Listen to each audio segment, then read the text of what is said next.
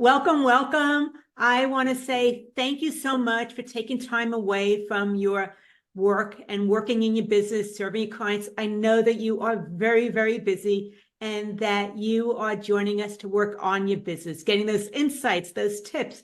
One thing you can immediately implement to raise the bar as far as services that you offer and clients that you engage in your firm. So thank you so much for joining us today. And today's topic is stop competing on price, how to confidently answer the what's your hourly rate question. Okay, you are talking with someone and one of the first things, like within the first minute, all they want to know is what's your hourly rate? How much do you charge per hour? And I'm just going to say answering that too soon can be a costly mistake.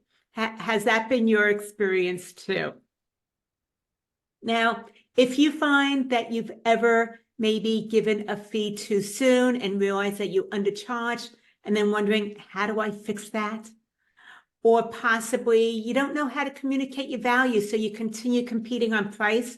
If any of those things are happening to you, been your experience, you are absolutely in the right place today. Steve, go ahead and introduce yourself. Lauren, I'd love to. So, hi, my name's Steve Fogelman. As you can see by the last name, Lauren and I are related. We've been partners and business partners for many, many years. And I am a therapist turned business coach, and I'm going to be your co-host. I'll be working the chat, and also I'll be doing the poll questions. And when we do the polls, that's a great time for you to ask a question if you would like Lauren to answer that question for you. So just go ahead and put that in the chat and we'll take it from there. Back to you, Lauren. Thank you. A little bit about me, if you're meeting me for the first time, is I'm a sports psychologist turned business coach. And what I have found is my education gave me all the theory, the know-how to do what I do and start my career really, really well. But it also prepared me to be an employer working for someone else instead of a business owner or someone that prepare me to be an employee working for someone else instead of an employer or business owner. So with that, I figured that there were some gaps that I needed to fill in order to have a business that I run instead of one that runs me. And the very first thing was how to be able to communicate my value so people can see why they ought to opt to engage my services instead of moving in a different direction. Number two is how to price my services when I didn't want to charge for my time. And the third one is how do you enroll new clients when you don't want to be salesy, you don't want to push or pressure anybody into working with you. And that's what I found for firm owners also, is they can benefit from figuring out how to communicate their value, how to price their services, and how to enroll new clients when they might not like the sales part. As you can see, that is my Amazon #1 bestseller, The Success Solution. And I have been listed by HubSpot as one of the top 22 business coaches. Okay, the domino effect. You know how you play domino and you just knock one over and then it just creates this whole a ripple effect? Well, that's what happens when you're first hearing someone ask you, what's your hourly rate? And once again, you answer too soon. What it does is it positions you as a commodity, and it totally overlooks the solutions that you might offer that potential client. So once again, they'll ask, you're client-centered, you want to be respectful, and you answer too soon, but it positions you as a commodity, lumps you with everybody else, instead of having you be able to stand out because you offer a specific solution. What we're going to cover today is the rate question. We're going to transition then into what's behind the question, and we're going to wrap up with your confident response. I will absolutely give you as much as I possibly can in the short period of time we have together. If you are interested in learning more, talking further, I will show you how to do that as we go through the presentation. Well, Lauren, what are the steps to increase income without working additional hours? Well, this is right from the Raise Your Rates formula that I teach accounting firm owners and my clients. And even if you take the essence of it and start applying it, you will begin to see that you're attracting a higher quality client to your firm. So the very first thing is that in the beginning, you're working with this wide range of clients from low value to high value because you need to get some momentum and some cash flow going and to validate that this is a good move for you.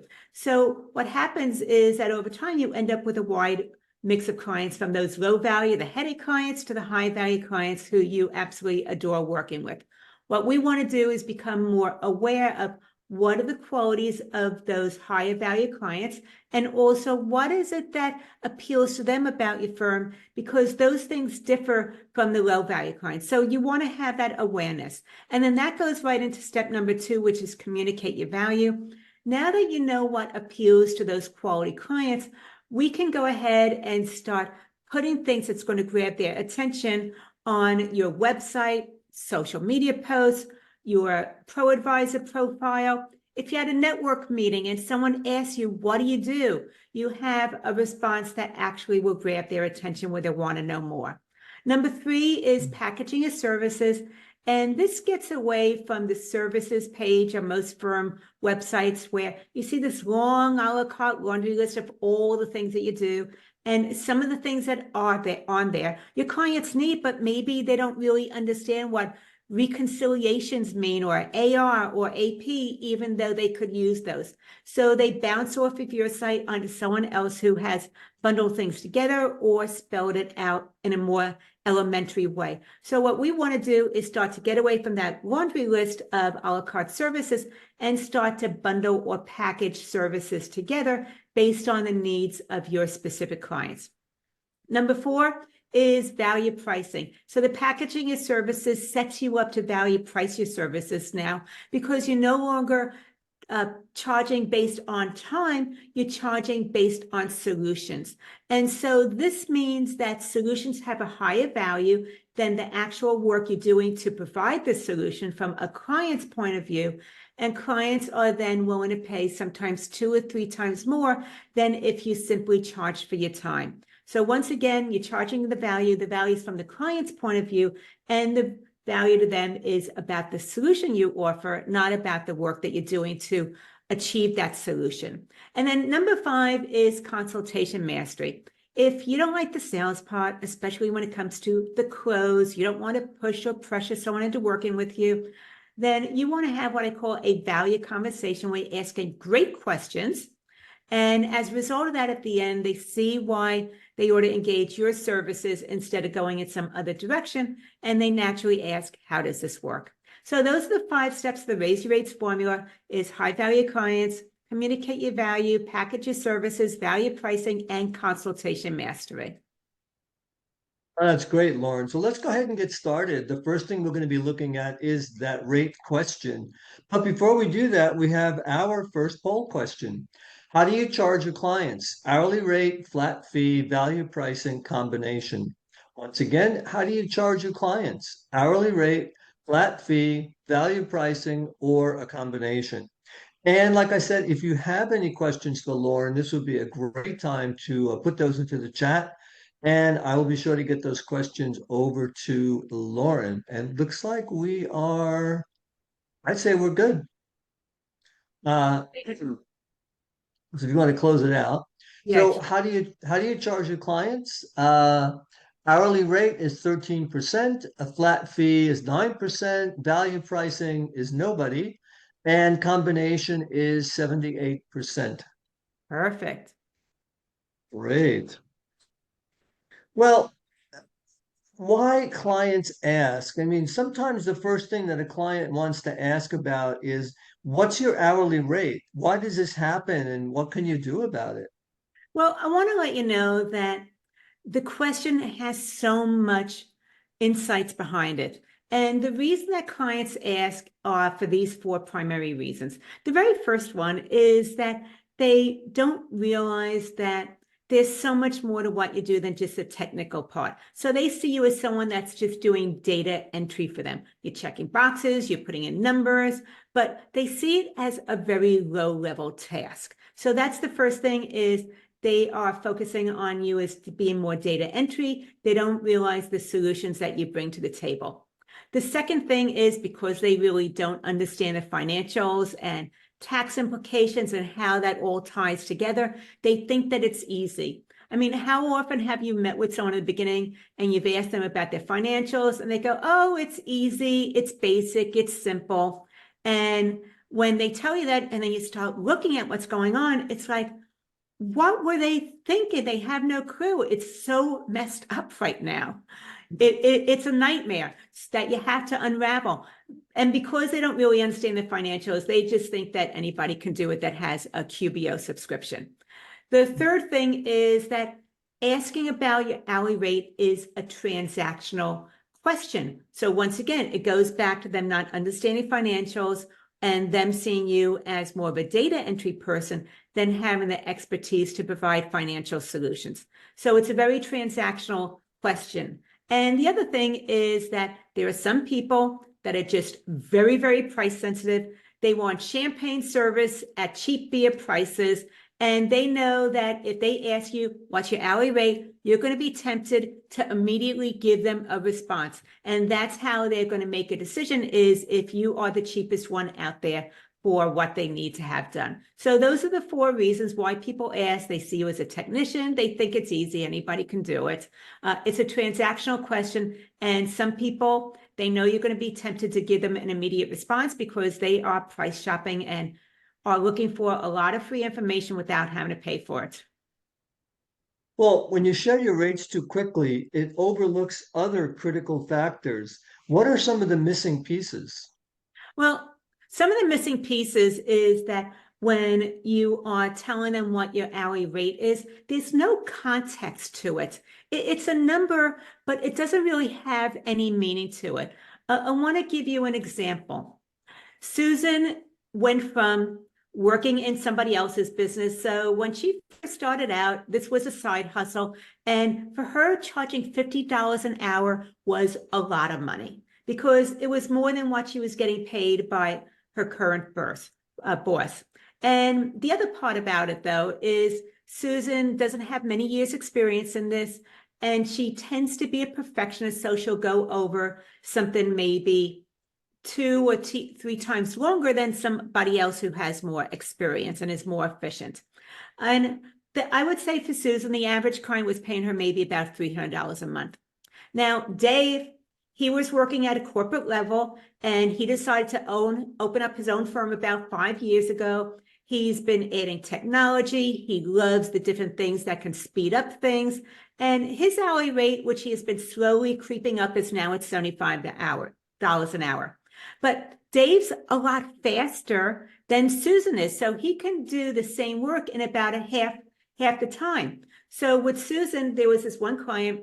It would take her about 6 hours to do the work, which would be, once again, at $50 an hour, $300 a month.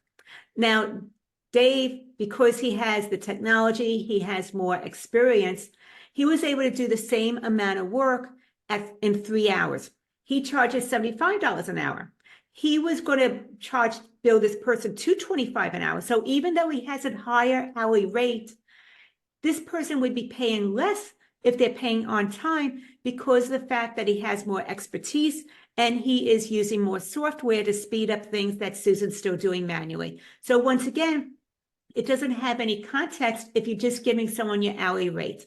And the other thing is that then you have to get the whole tracking time, invoicing, getting paid in arrears, and all the things that go with that. And those things I know for a fact take time, and most accounting professionals don't really enjoy doing.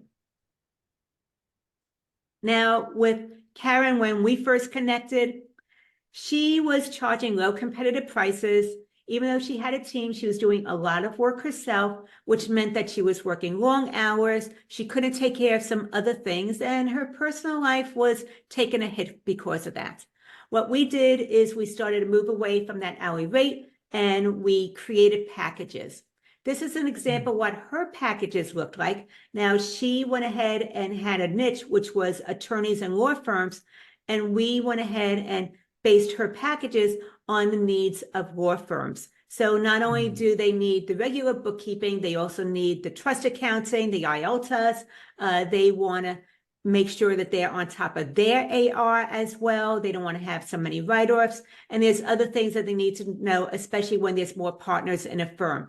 So she was able to come up with 3 packages. The silver was for the single partner law firms, maybe up to 2 partners. The gold was for mid-sized law firms, and the platinum was for law firms that were much larger and might have also had real estate. And this is something that you can do with your firm for your clients also, is get away from that time-based charging with fees and get over to value pricing by offering packages that focuses on deliverables and outcomes, not on how long something takes.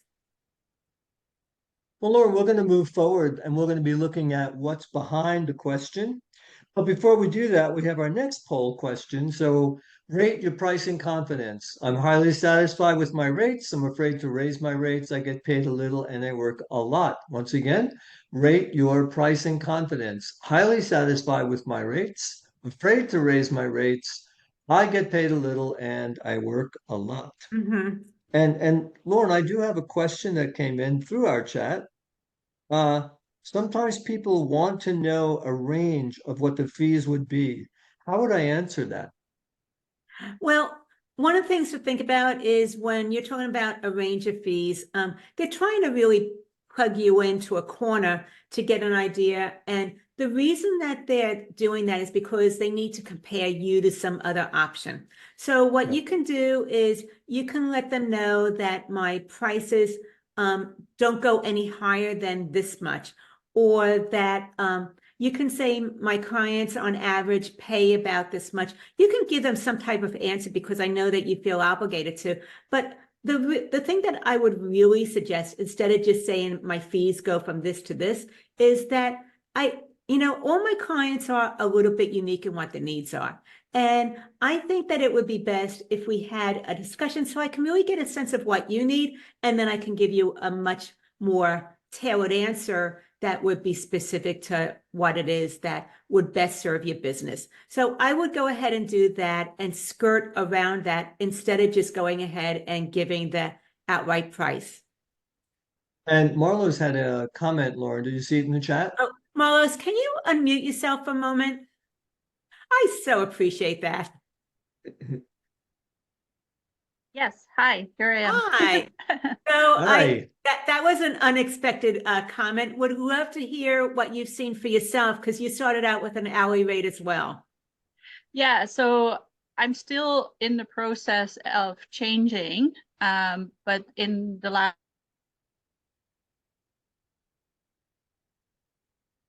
Marlos, I think that you cut out. You cut out. We lost your couple of weeks since uh-oh, my audio. Mm-hmm. Yeah, Oh you're there yeah, now. there you go. There you go. I'm back. You are. Okay, good. Sorry, my internet's a little unstable. Yeah, I've been super happy with the progress and like with the changes. So yes, I started off with hourly rate, but with the help of Lauren, I created some packages and some fixed prices, or like some set prices, and I'm really holding my ground and saying like, this is it. And if people go like, oh, but like, what would it be hourly, or can we go hourly because I don't know what I'll be using, I'm just like, no, that's not how I work. That's not what I'm doing. And then people are like, okay, we'll go with what you offer. And so it's been a fun process, and it's definitely working, and that's building my confidence. So it's good. And I have one other Nice. question. Nice. Have you seen that there's a change in your top line or your bottom line because you've been moving away from the hourly rate? Yes, I have. Profitability is up, revenue is up. Cool. I so Nice. appreciate you sharing. Thank you so much. No worries. And I'm just Nice. going to say, if anybody else feels inspired where they want to have a conversation with this about me, I put a link in the chat at businesssuccesssolution.com/let's talk, and we can get that set up. So Steve, do you want to go ahead and share the results? I do. Highly satisfied with my rates is 23%. I'm afraid to raise my rates, 45%. I get paid a little and I work a lot is 32%. Thank you. Great. And Lauren, Hang on. I'm stuck. So earlier you mentioned that people were taught to ask about an hourly rate. Let's talk about what's behind that hourly rate question. Well, I think the first thing to understand is the reason people ask it is because we've been taught as a culture that that's what we ought to be asking is how much it is for your time. But as I was mentioning, it doesn't really give any context about you or your solution, and they don't really understand what it is that they want to ask or have the words for. So what they really want to know is, can you go ahead and solve the problems that I'm dealing with? And can I trust you to deliver that solution within a timely manner? So they're going to ask about your time and how much you charge for your time because they just don't know a better way to phrase the question. But what they really want to know is if you have the expertise, the skill set, the know-how, and the tools to deliver on what they're hiring you to do within a certain time frame. So that is the question that they really want to know. Well, you talked about the need to compare. How does that work when it comes to hiring an accounting firm? One of the things to realize that we don't make decisions very well when we only have one option. That's why people get caught up in research, and I'm sure that that might have happened to you also at some point, is you're looking at all these options and you have too many options, and then it gets overwhelming and you put it aside for a while because there's too much information to sift through. But only one solution isn't a great option either, because when you're just offering people one way of working with you, when you send them a proposal, then they're making a decision of, do I work with you or do I move in some other direction? Whereas when you start to package your services, you can give them 3 options of how to work with you. And now the context of that question's from, do I work with you or move in some other direction? It shifts to, how do I work with you? Which option is a best fit for me? And it's similar to if you look at the cars on the highway. If we all wanted the same thing and it was one size fit all, we would all be driving the same make and model and color vehicle. But that's not true when you go on the freeway. There's a wide range because we all have some different things that we value or that's important to us. And to recognize that's true for your clients also. So when you're looking at packages, you want to think about this like vehicles. Some people, they just need that compact. They just want the bare bone necessities for the compliance side of things. And they might have a very simple business model. And then most of your clients will want something in that mid-range where there's a little bit more insights. Maybe they have a little bit more complexity in their financials. And as a result of that, it means that it requires greater skill set and knowledge and also time on your part to deliver those things. So they're working with you at a higher level. And then there's the luxury model, the people that have the most complexity in their businesses. Maybe they have multiple businesses and they have real estate and they really want an outsourced CFO because of how complex their financials are. But they also realize that being able to have access to your brain and insights and able to help them understand the financials and the data so they can make better decisions moving forward is very, very critical and important to them. So that's something to think about when you're starting to look at packages. Is some people just want the compliance side and the basics. A lot of your clients will want something a little bit more insights into the financials and in order to make better business decisions, and they'll be in that mid-size package. And then you'll have some clients who really need that outsourced CFO. They have a lot of complexity. They appreciate having the ability to consult with you, and they will want the higher end premium package. And another way to look at value pricing is that the client needs to believe that what they have to gain from engaging in firm services is greater than the fees that you're charging them. Once again, I'm all about the value, but the value isn't from what's important to you, which is your time, your cost, and profit margin. It's really about value from the client's point of view. And they need to believe that what you offer them is greater than the fees that they will be paying you for that service. So that is just something to think about. And I know that Carol had a question. Carol, are you able to unmute yourself so I can understand the question a little bit better? Yeah, I can. Yeah, hi. So, There you go. hi, how are you?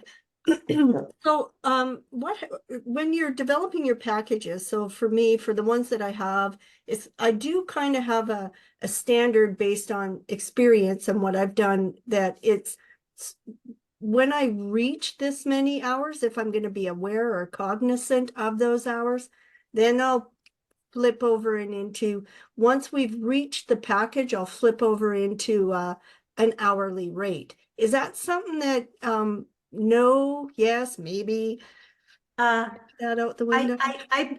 I believe, so let me ask a different question. Yeah. When you went ahead and created your packages, did you price them based on how much time you thought it would take you, and you still used an hourly rate to come up with the fees? I used it as part of my cost analysis, if that makes sense, Mhm. right? I did because, I have so many hours in a day, right? Right. Absolutely. My guess is that your packages are still underpriced. Okay. Oh, okay. That's my gut feeling without looking at it. But if you went ahead and you calculated it with a cost analysis, you're still looking at how much time it takes for you to do something, overhead costs, and you basing those fees on what's important to you, which is of course your time and cost. But when you base it on the value to the client and how they stand to benefit from it, then you can charge more, and you're not as concerned about if you're doing a little bit extra for them here or there, because it's built into the package, that extra time. Okay. So when you're positioning them, and maybe we should take this offline and I'll fill out that form and I'll get on a call with you guys because I have more questions that are coming up. So Yeah. I'll do that. This is what I do all day, every day. Alrighty. Thank you so much. Absolutely, Carol. Thank you. Well, Lauren, is there a strategy that you have for the hourly rate question that shifts the focus towards value? Yeah, absolutely. I love strategies and being able to have a step-by-step process that's proven, it's effective, and it really allows you to steer the conversation in a more meaningful way and coming from a very client-centered response. So this is the 4-step response that you want to think about. Is that first of all, you want to acknowledge that they asked you a question about your firm in some way, even though it was about an hourly rate. You know what? I know that price is a concern for most people when they're thinking about accounting services. So that is the very first part of it. You want to acknowledge what they just asked you. You don't want to agree or disagree. You just want to acknowledge. You want to be neutral in your acknowledgement. The second thing is you want to redirect, because you want to let them know that you don't understand what they need. So the redirect to is understanding more about what they need. And that would be something along the lines of, before I can really tell you what the fee would be, I would need to understand more about what it is that would best serve you and what that solution would be. So that would be the second part of the response. The third part of the response is to explain you don't have an hourly rate. You don't charge for time. You look at it from value and how you can serve your clients. So that would be that the way that I approach working with my clients is focusing on what they need and how I can really deliver solutions that will make a difference for them and their business moving forward. And then the fourth thing is you want to give them an invitation. If this sounds like someone that you want to speak with and talk further about how you might be able to help them, actually invite them to have a consultation with you. It's just something you saw me do with Carol right now. I just told her if she wanted to talk further, let's go ahead and schedule a time to do that. And that is something that you can do with your clients, potential clients also, is look, I offer an initial free consultation, and that way we can talk further about what it is exactly you need and if I can go ahead and help you with that. So that's your 4-step response. Is you want to acknowledge that they asked you a question. You want to redirect that you need more information about them. You want to explain that you focus on the value that you can deliver and the solutions that you offer for your clients. And then you want to invite them to have a further conversation with you. And I'm going to say, when you're inviting them to have a further conversation, don't leave it open-ended. Let's say, okay, now that we're both here talking, let's get out our phones and let's get something on the calendar. Can you meet tomorrow at 3 p.m. or do you prefer Friday at 4? So be very specific with getting something on the calendar. Okay, with Devin, she doesn't like the sales part whatsoever. It is something that feels very uncomfortable for her. It intimidates her a little bit, and she shies away from it. So what happened as a result is she ended up with like a factory style firm where she had a lot of clients. She was doing a lot of work, and that meant that it was time away from her being with her family, even on the weekends. So what we did is we went ahead and we started to put the Raise Your Rates formula into place for her. And she had someone come to her right after COVID and everybody was closed down in March of 2020, and everything was on in-house servers, and they needed to get it off of in-house service into the cloud and also get their financials caught up so that they could start being operational and bringing in revenues again for their law firm. So she was able to take them through this process of the Raise Your Rates formula and have that value conversation where she focused on their needs. She was able to explain how she could go ahead and help them and what the investment would be. As a result of her going through that process, they said yes, and they paid her in full. And as a result of that, that gave us some insight. It allowed her to bring a part-time person up to full-time. She could get some of the day-to-day tasks off of her plate onto this new assistant plate, which let her focus on the high-level consulting services and business development. And this is something that can be applied to you and your firm also. Okay, Steve, I'm finished with that. Okay, so next we're going to be looking at your confident response. But before we do that, we have our next poll question. Do you confidently communicate your value? It's something I struggle with. There's room for improvement. I've mastered my message. Once again, do you confidently communicate your value? It's something I struggle with. There's room for improvement. I've mastered my message. And while we're doing that poll, Catherine, do you mind unmuting yourself? Hi, Lauren. Hi. Hi. I appreciate you letting me just chat with you for a moment. So you're newly going through this process, and we had a group meeting today with all the firm owners that I work with, and you were talking about the fact that you've just started to communicate your value with your clients. Can you share a little bit about what you've been experiencing because you're very early on in the process? Well, I'm still really new at it, so I haven't really gotten any of these conversations down. It's mostly been email, but I am getting really good at holding to my boundaries and what I want to achieve, and freeing up myself from all of the AR every month. I'm free of that for the first time. So I don't know. Mine has mostly been over email. Mm-hmm.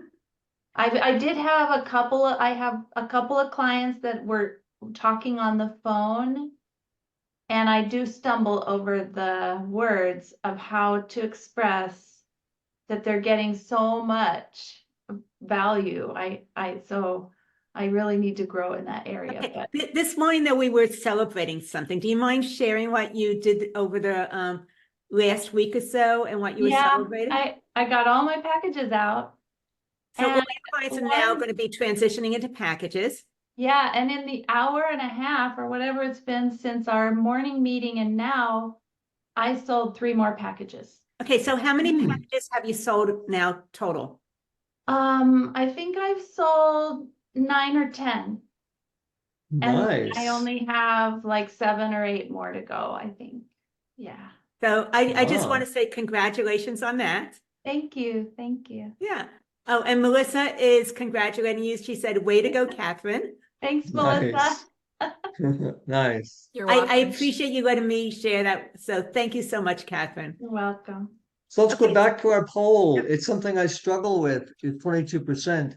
There's room for improvement is 70%. I've mastered my message is 9%. Mm-hmm. And I just want to say, if somebody is feeling inspired, I know that many of us today were inspired listening to Catherine this morning. Please, I am happy to have a conversation about how you can do this as well. And that link would be in the chat. And are you also going to talk about Yep, your resource slide? absolutely. Go for it. Yeah, absolutely. I see the QR code right there. Right. Basically, I have a free resource about how to confidently answer the what's your hourly rate question. You can either scan the QR code and grab it, or you can go over to businesssuccesssolution.com/answer, and it gives you some things to think about as we're moving this direction so that you can confidently answer the what's your hourly rate question without giving away just your hourly rate without any context too soon. So once again, please go ahead and grab that resource. And Catherine, you got another congratulations from Antoinette for the changes that you have been making. So I know that you are inspiring others right now. Thank you for that. Okay. Nice, nice. So what if this person keeps insisting that you give them an hourly rate? What do you do? Well, you don't be rude to them. Of course not. No. What you want to do is have some ways to respond. And some things that you can say is, it's hard for me to put a number on something until I understand what you need. I tend to bundle my services together into packages because that offers the best value. Another one is, I'm happy to discuss the investment once I know more about what it is that you want to achieve. And the other thing is, before I can share price with you, I need to see what it is that you want and if I'm a right fit for you and can provide that solution that you're seeking. So those are some different ways of being able to answer the question without immediately giving an hourly rate. And you could just say, I don't charge for my time. My clients, they engage my services because they know I can offer some solutions regarding their financials and their business growth.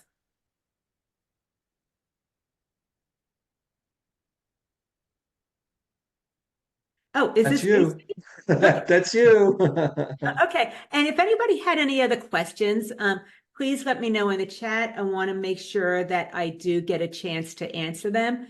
But if you're looking to do this, the first step of this process is to have some words, maybe even a script on how you want to answer that question when someone's asking you about your hourly rate, if you don't want to just tell them what your hourly rate is right off the bat, or if you don't have one. And the next thing you want to do, step number 2, is that you want to go ahead and say, I offer that initial consult. Would you like to go ahead and schedule a meeting with me? We can get that set up right now. Let's get something on the calendar. So that's the next thing, is you want to give them an invitation, schedule a meeting, and you want to be directive, take the lead, and you want to get something on the calendar instead and avoid all that back and forth because everybody's busy and people don't follow through that great. The next thing is, when you meet with them, you want to have some specific questions that you're answering. Now, there might be some fundamental questions you need to ask regarding their financials or their tax situation, but you also want some additional questions that really give you some insights into their business and how you might be a best help for them. So you want to find out, what is it that you want to achieve over the next 12 months? Also, where are some of the things now, so that you understand where they currently are and what they want to achieve, and that gives you some insights about the gap that they need to be able to move through in order to achieve those results, and are they realistic based on where they currently are. You might want to ask about obstacles, bottlenecks. Are there any concerns, any frustrations? So you want to get into the emotional part of it. And even though you're not a therapist, you're still probably a financial therapist to some of your clients, and that people make decisions based on emotions and then later justify them with logic. So you want to definitely ask, what are some of the frustrations? Where do you feel stuck? How has this been an impact on you and your business? So those are some things to think about. And then the other thing you want to look at is, you want to get a little future focused and ask, so, okay, once we achieve that, what would be possible and what would you be able to do that you can't do now? So how can you tell if our work is a success?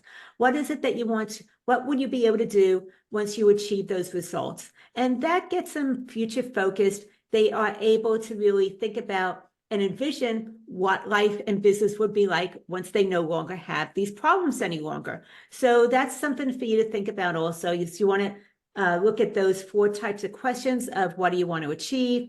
Where are some things now? What concerns do you have? And once we achieve this, what would you be able to do? What's next on your agenda? So those are some of the things to ask that start to create this value conversation, as opposed to one that's just focusing on the compliance and technical side of what you do. And then the next thing is really about sharing the solution. Sharing the solution is after you get all these insights, you're able to give them some education about how you might be able to help them achieve results. What you see, what maybe are some of the things that you would be able to do for them, accomplish, take off their plate, give them peace of mind about. So solutions have different value, or different types of solutions might be valuable to different people in different ways. For some people, it's about time. For some people, it's about money. And for others, it's about peace of mind. So those are some things to think about when you're coming up with your solutions, is what do you see as the priority for this person that you're meeting with? The one thing that I will say when you're sharing your solution, give the strategies, that overall 30,000-foot view, give a little bit of the tactical things you'll be doing, like the highlights, but don't geek out on all the tasks you're going to be doing for them, because your clients don't understand the business part of things, of the financial side of their business as well as you do. So if you go too much into the details of what you would actually be doing, you might actually lose them, and they're going to get overwhelmed hearing about all this stuff, especially if money is uncomfortable for them anyway.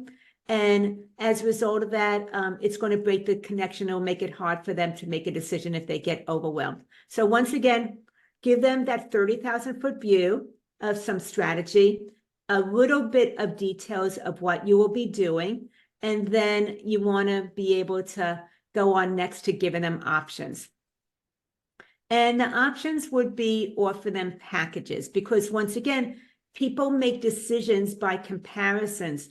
Instead of them comparing what you're offering to another way of solving their problems or another alternative, I would rather have them look at different options that you're offering them, and then they can decide which one is a best fit for them. So once again, the silver will be for clients that have a smaller or simpler business model, maybe from 1 to 3 employees. The gold would be for clients that have a more complex business model. They need some more financials, some insights, some data. They might even want to have some meetings with you, advisory sessions. And then the third one would be for clients that have possibly a more complex business. They have multiple businesses. They might have real estate. And not only do they want the insights, they use them for making decisions moving forward, and they want to have more access to you regarding consulting and advisory services. So those are the 3 ways that you can set up your packages. And this is part of what Catherine is doing that she mentioned, and that I do with all my clients also. So with Susan, what she was very price competitive, because once again, she didn't realize the value. She focused on the technical aspects of what she did. She gave away so much of her information for free. So that is something to think about. And as a result of that, she had a factory style firm, which she was working a lot of hours in order to, with a lot of clients that didn't fully appreciate her, in order to meet her business revenue needs. Mm-hmm. So we changed that because she was burned out. And I want to bring your attention to cleanup number 1. She had someone come to her for this project. If she would have looked at her time, she would have just multiplied it by her hourly rate, come up with $1,500. She underestimated 100% of the time. We had a quick conversation. We looked at it from the client's point of view, of the value to them of doing this. We priced it at $7,900. This is a process, so she knew how to set up the conversation, what questions to ask them, how to discuss the investment and the options, and then how to ask them to pay her upfront before she got started. She was shaking in her boots when she did this, But as a result of this, she was able to get them to see the value. They said yes, they paid her upfront. It gave her insight that people weren't quite as price sensitive as she thought that they were. As a result, she started going back to her clients and changing their fee structure over to packages. She was now charging more for projects coming in. And as a result, over 9 months, she was able to bring in an additional $56,000. But she also went from working 7 days, 70-hour weeks, which some of you might be currently doing. And she was able to cut back to 3 days a week, 20-hour weeks. So not only did she increase her bank account, but she reduced her workload as well. And that is what is possible for you too. Well, Lauren, what we covered today was the rate question, what's behind the question, and then your confident response. And Lauren, you really shared a lot. And now I think that they can go ahead and get started. But I think that before we do that, Steve, Sure. Kristen, do you mind unmuting yourself? I know you made a comment I know and she's that here you might want to somewhere. Yeah. expand upon that. Hi there. Hi. Hi. Well, as you were talking about offering different levels of service, it made me reflect. And I've been working with Lauren now for over a year, so I'm able to take stock of kind of where I was and where I am now. I used to think that if I provided any service to a client, that I provided fantastic service at every level, even though they were only paying me, say, $250 a month for their bookkeeping. This really made me take a look at packages. If somebody is only paying me for compliance, for just the monthly bookkeeping to give them a financial or get things reconciled, that's far different than having, say, monthly meetings and delivering kind of my 35 years of construction accounting experience into analyzing their business results, their financial results. So they get to choose what level of service that they would like. And I am not killing myself for a client that does not value or have me engaged to provide these different levels of service. It's liberating. Thank you so much. So can you maybe share a little bit about what liberation means to you? Yes. I mean, I used to have a lot of clients that I feel like probably did not value what I was doing because they really didn't understand what goes on behind the scenes.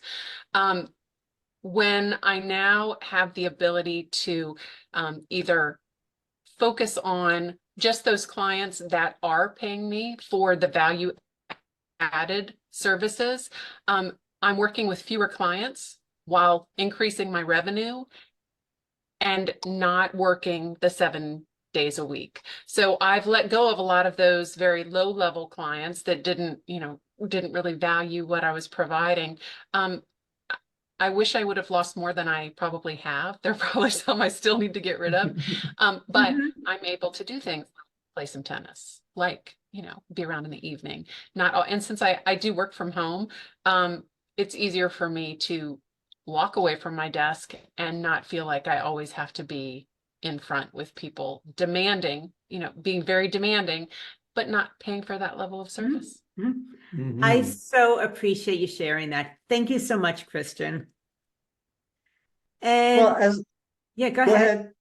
No, I was going to say, as we're talking, I think that there's some people who are ready to get this done and they don't want to figure this out on their own.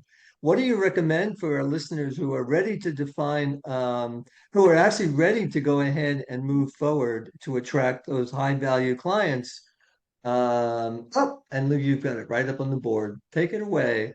Absolutely. I love having these conversations. I love being able to give you information that can raise the bar as far as having a firm where you're able to deeply serve your clients, and it also increases your quality of life instead of subtracts from it. So I'm on a mission to really help accounting professionals be able to raise the bar, because you deserve to have a business that supports your life, not one that drains the life out of you. If you feel Hmm. that you took some time away from working in your business, you got some insights that will allow you to move forward. There's some things that you're inspired that you heard today and you want to be able to implement, and you would like to talk further about what that would look like, please reach out to me. Let's have a conversation about how this could work with you and your firm. So if that is something that is inspiring you, you want to do, you can go to businesssuccesssolution.com/let's talk. You can scan the QR code. It will take you there too. And we can go ahead and get that conversation set up. Anyway, I so appreciate you taking time away from working in your business to join us working on your business. I hope that you got some insights, inspiration, and at least one actionable tip you can immediately implement to be able to raise the bar of clients that you work with and the services that you offer. Thank you so much. Lauren Fogelman, Stephen Fogelman. showing accounting firm owners how to double their income working half the time. Take care.